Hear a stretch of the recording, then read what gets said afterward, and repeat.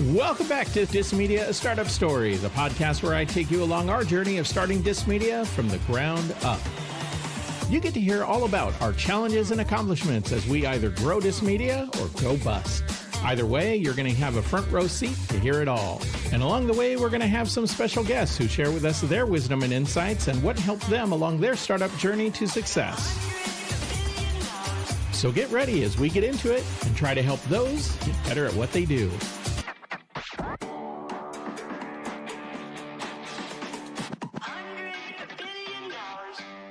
Welcome back, everybody, to DissedMedia, a startup story. I am your host, Ben Olmos, and this week we are going to be talking about our economic journey, what it has taken to get us to where we are so far with DissedMedia and the Daily Pitch and all the things that we have going on. What have we invested, right? What does it cost us to this point? And it's a mix of both hard dollars and soft dollars, gray dollars, if you will, where a significant amount of sweat equity, and I'm going to put a price on that equity, but also some real hard dollars as well. I know there are many people out there. We talked about it briefly last week about, a lot of people would like to start a business. And the reality is that, whenever you do something, whenever you're building something, trying to put something out, trying to create a product, a service, something that you think others will enjoy, there's a risk involved to it. And not everybody is always equipped or ready to take that risk. And not everybody feels comfortable with that risk. And we're going to talk a little bit about that today.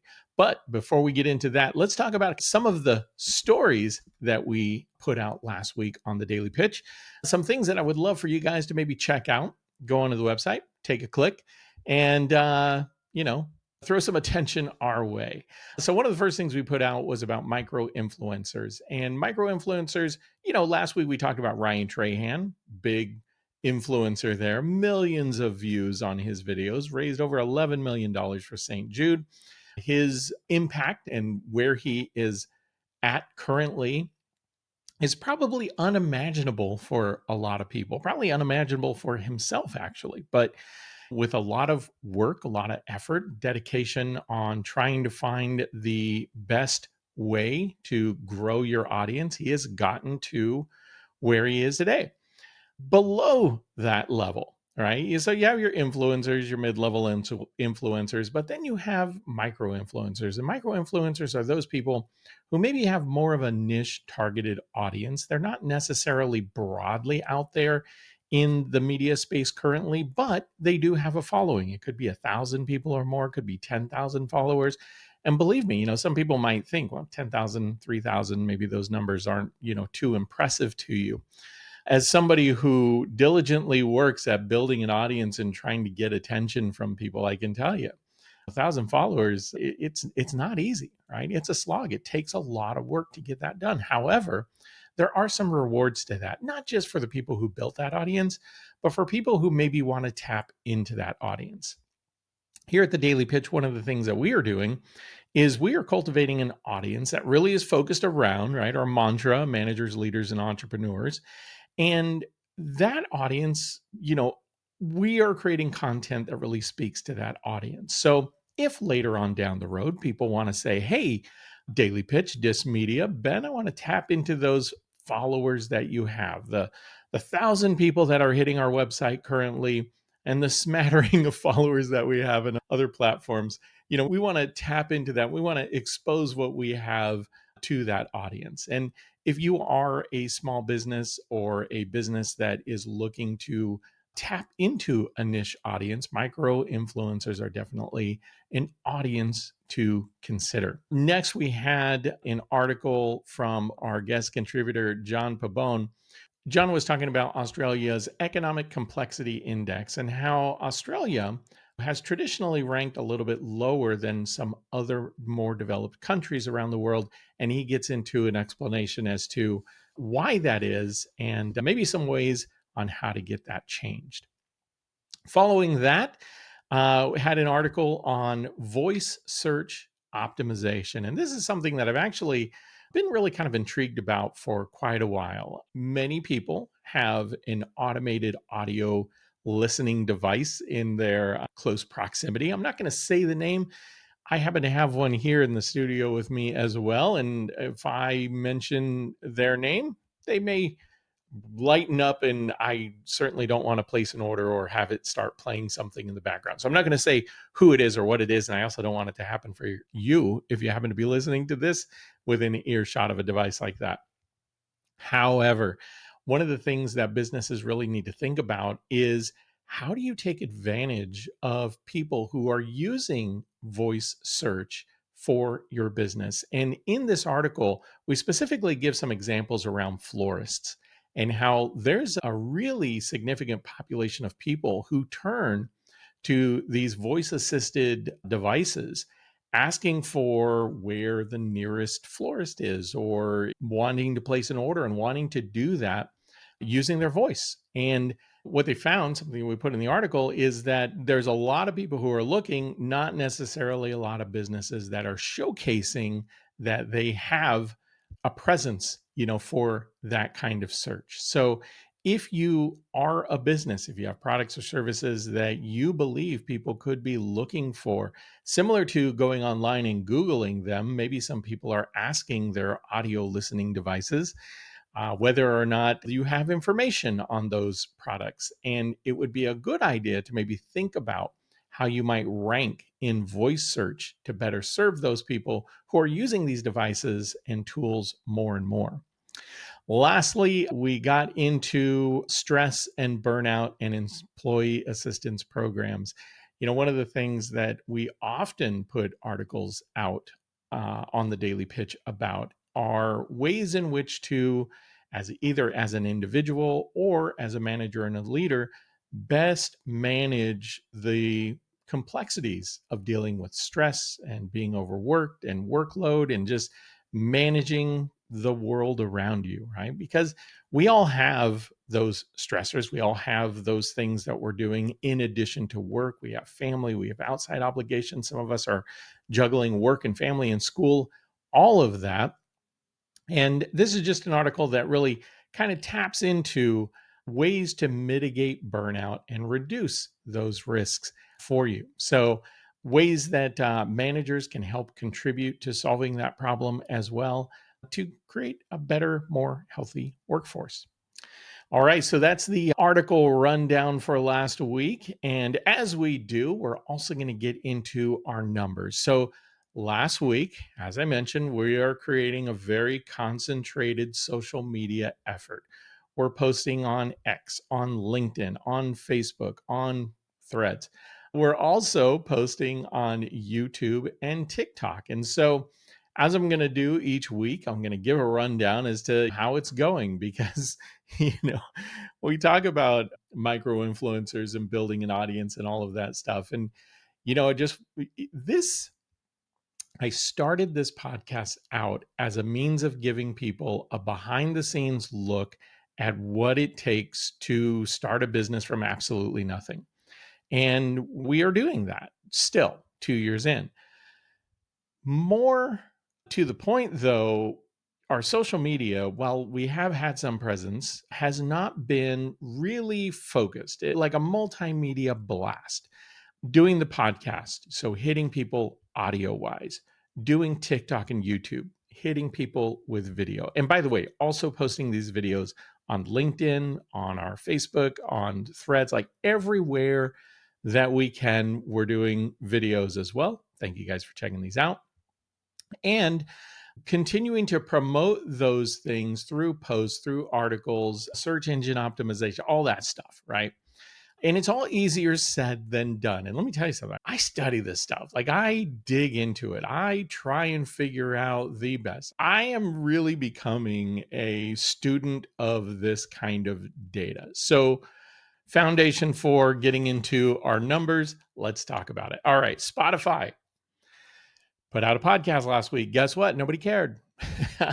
We had 2 listens last week of the podcast. It's okay. Not stopping me. It is what it is. We're going to put more out. Maybe it needs to be more interesting. Maybe it's boring. Maybe people don't like it. I don't know. We'll find out as people comment, as they share. We'll figure out what they like, what they enjoy, what they don't like. Doesn't matter. We're doing it again. We're going to do it again next week and for the next several as far as I can tell. So anyway, no growth really in Spotify. We did have 16 plays last week of the podcast. This is episode 22, so 16 plays. That is Spotify. Jumping into YouTube. All right. So for YouTube, 0 followers, 0 views. We posted 4 clips of the podcast as kind of short videos, and then 1 long video, this episode of the podcast in video form. And that did nothing. I will say, too, that we did post the video version on Spotify of the podcast as well. So if you are on Spotify, you can watch the video, see my smiling face as I'm talking to you.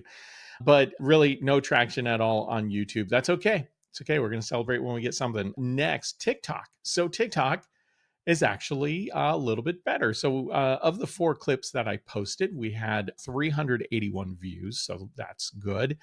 And they were good views too. Like they didn't bail after 2 seconds. They actually hung around, listened to what I had to say. So that was kind of nice. But of those 381 views, we had 7 likes. We had 2 people who bookmarked what I had been talking about, and 1 comment from a gentleman who was promoting his business as I was talking about my dismal social media. And he said, "Hey, my company can help," which I'm sure they can. But going back to what I mentioned before, we're doing this bootstrapping. I'm not spending extra money on things like that.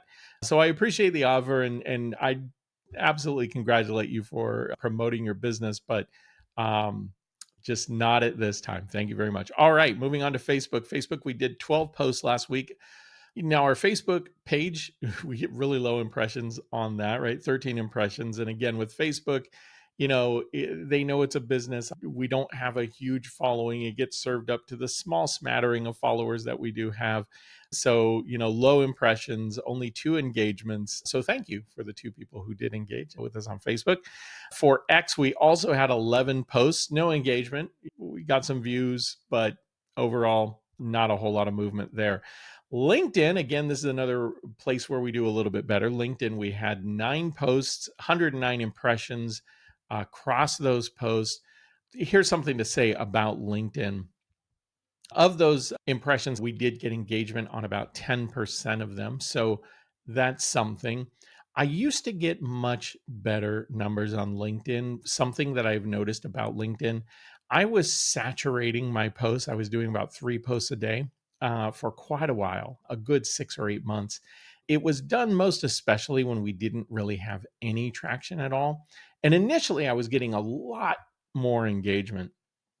But I think the algorithm kind of reversed on me. It decided that, hey, you're putting too much stuff out and it is not helping, right? So after doing a little bit of research and a little bit of digging, I did find that maybe we were saturating LinkedIn a little bit too much. I've throttled off to about 1 post a day. I am seeing more engagement per post, more views, I should say, per post, not necessarily engagement, but it is getting served up a little bit more. So we're going to try this for a little bit, see how it works. But yeah, LinkedIn still continues to be the audience where I tend to attract the most likes, comments, even shares at times. And then, of course, our website. I mentioned last week that I was a little bit concerned. So what I'm going to be doing each week is kind of a rolling 30-day snapshot of the website.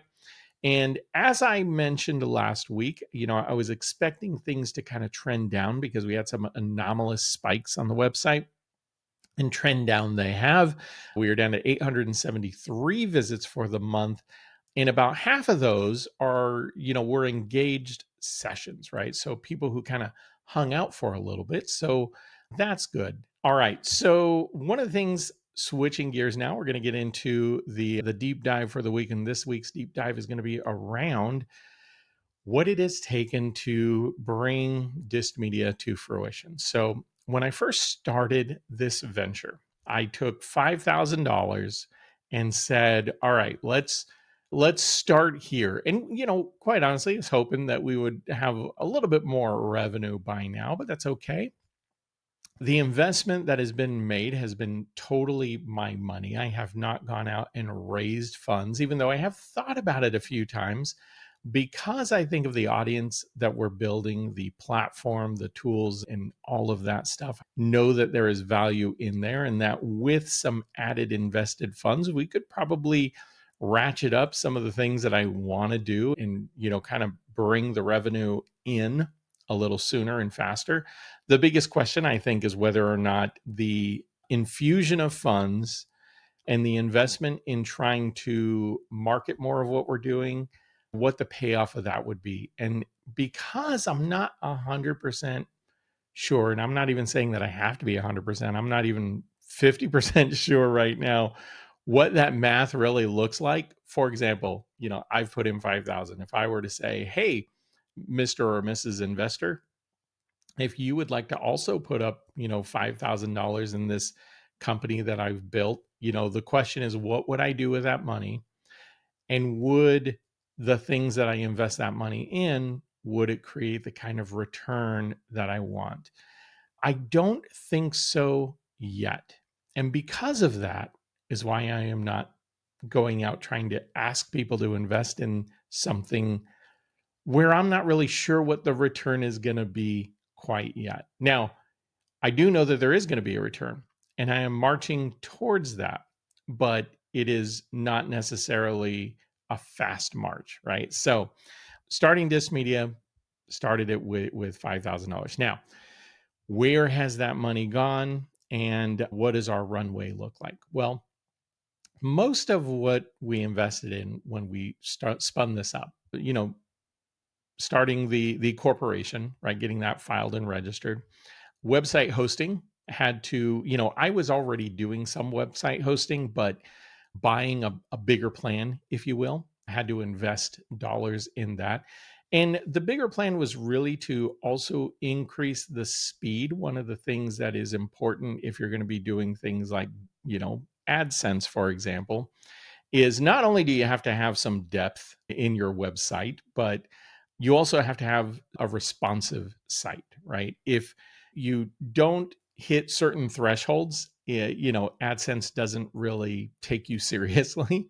And so, especially when you're brand new and you don't have a lot of stuff. Once I was able to tweak the speed of the website, get faster response, do some things to make it better, all of a sudden AdSense was like, okay, now you're good enough. So doing things like that. The other stuff that we put money into was, software. So, we are using, like many people do, we're using WordPress, but we have plugins that we have added to WordPress. So I use things like Elementor that helps the design and the make of the site a little bit easier. There's Yoast, which is a plugin that I use to help ensure that I'm doing SEO optimization the right way.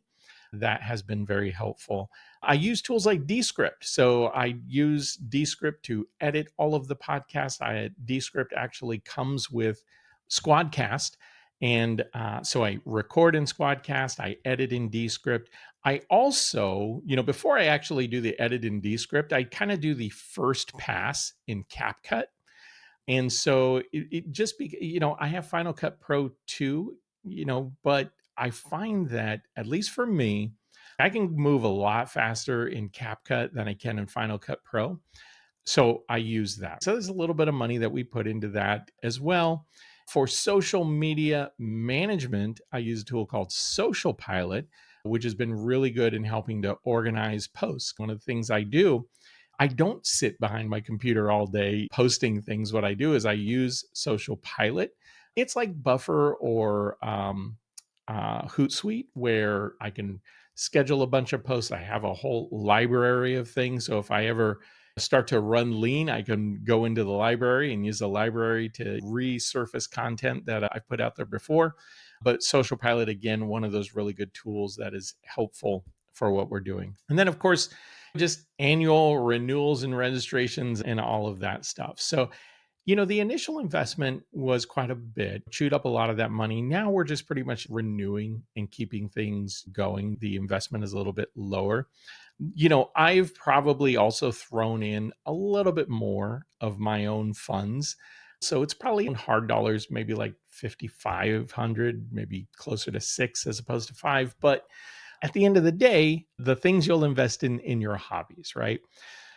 So now we kind of talk about time, and why I called this episode $20,000 Deep is because, if I think about my time, I put anywhere from 10 to sometimes if I'm working on something very technical with the site, could be 30, 40 hours, easily burn, 20, 30 hours on the weekend, if I've got something that I'm really, bugging me.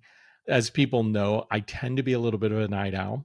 So probably from 8, 9 o'clock in the evening, I could go to like 2 in the morning sometimes working on stuff and piecing things together. And then just to get up and do it all over again in the morning. So the reality is that when I have the number of things that I do going on, carving out the time for this, and this, I've mentioned this in podcasts before, this has to kind of be the last thing, the last priority of my work, primarily because those other things that I do, they're the things that bring in the money, right? So you got to do those things first. But if you enjoy this kind of stuff, if you enjoy doing this kind of work, I don't think you really count the hours. If I had to, I would say that those hours are anywhere from 10 to 30 and have been known to maybe even go a little bit more than that. So if I average that out over, every week, I would say that the time, the hourly investment in this, if I was paying somebody to do this, and I'm not paying myself, but if I was paying somebody a salary to do this, we would say maybe around $50 an hour and easily 25 to $40,000 a year of my time, right? Or, putting my time into this thing. So even though I call this episode, the $20,000 deep, the reality is probably a little bit more than that, probably a lot more than that. But what do we get for it?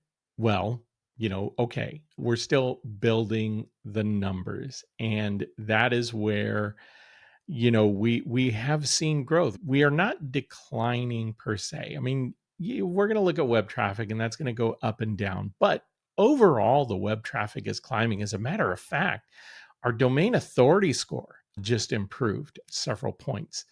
And that was, again, as I mentioned last week, you get these signals sometimes that you're moving in the right direction.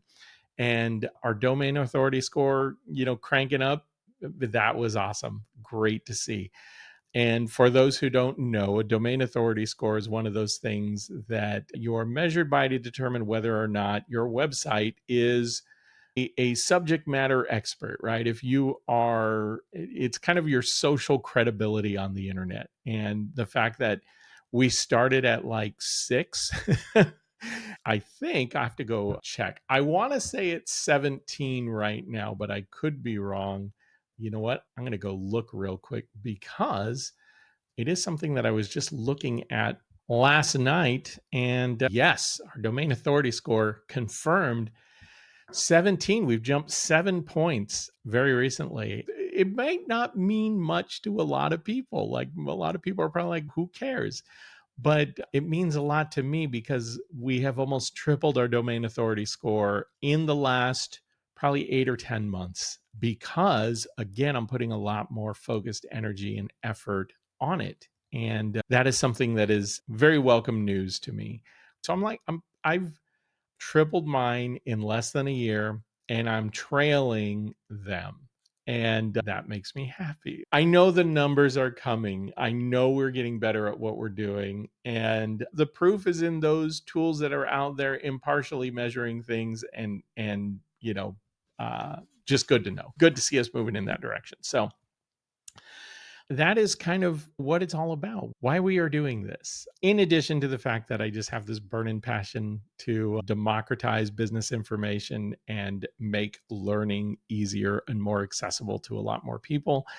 And we're going to keep pushing that rock up that hill because to me, it's worth it. Yeah, it's a pain. It costs money.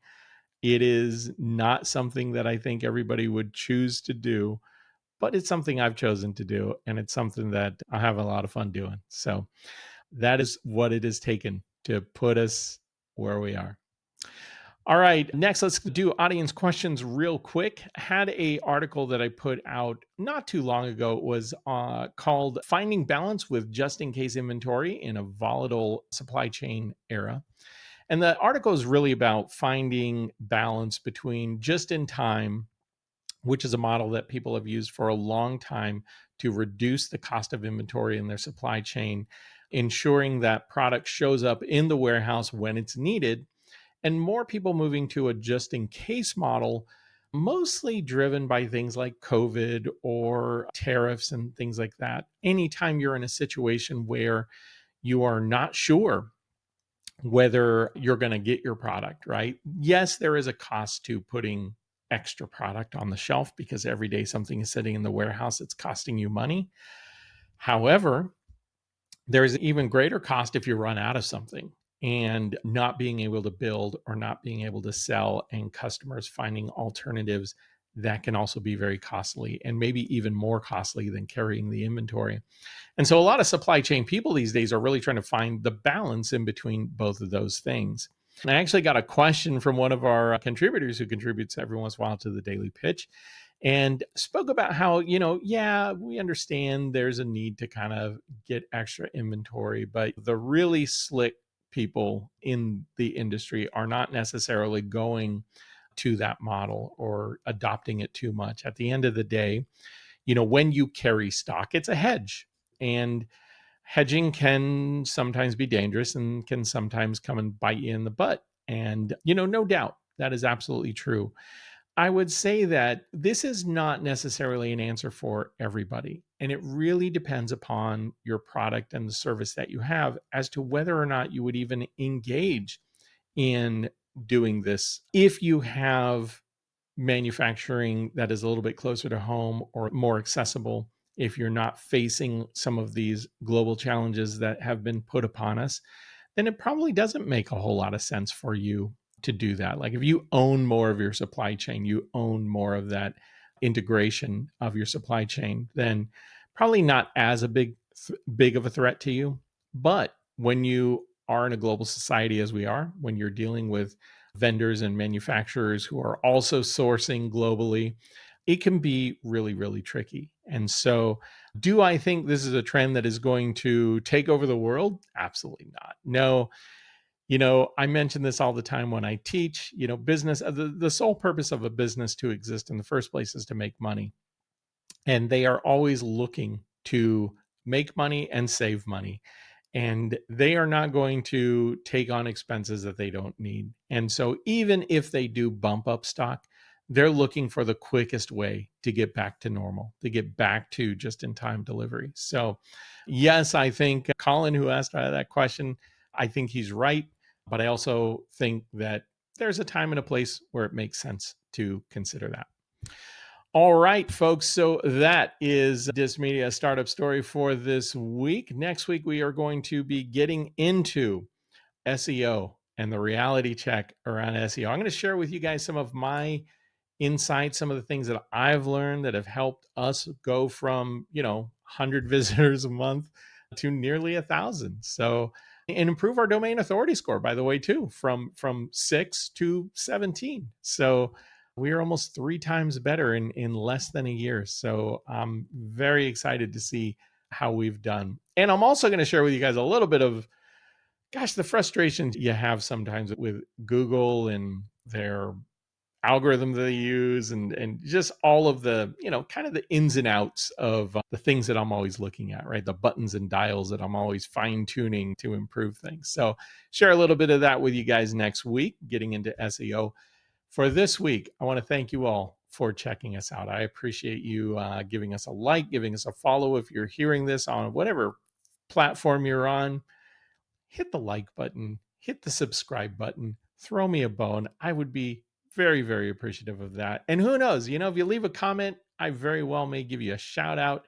Promote your business, promote what you're doing. I'll do a read on the podcast for you as a way of just saying thank you for engaging and knowing that we're not reaching millions of people like Ryan Trahan, but we're reaching a few. We're building ourselves up slowly and organically, and I am all so very thankful for your attention and allowing us to do that. All right, gang, you guys have a good one. I will see you next week, and that's it for now. Thanks for listening to DissedMedia, A Startup Story. This podcast was produced and edited by Ben Olmos and is a production of DissedMedia Corporation. If you're interested in learning more about anything you heard on this episode, please reach out to us at podcast@DissedMedia.com.